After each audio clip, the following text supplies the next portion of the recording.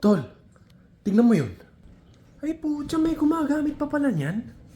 Oo nga ngayon lang ulit ako nakakita ng ganitong klaseng motor. XRM 110cc, tol, putang ina, kapanahunan pa to ng mga Kastila. Gago. Alam mo tol, picturean mo tapos i-post mo yan.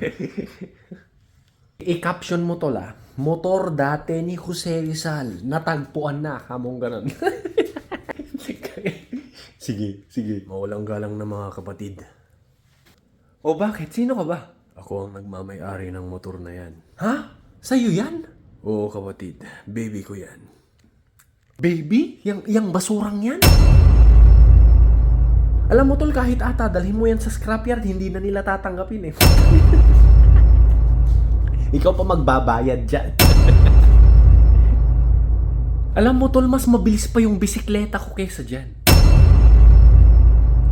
Alam mo tol, samahan ka na lang namin, ha? Hindi ka nagagastos. Kung wala kang pambili, sagot ka na namin. Ibibilhan ka namin ng panibagong motor tol. Ha? Hindi ka gagastos. Oo nga.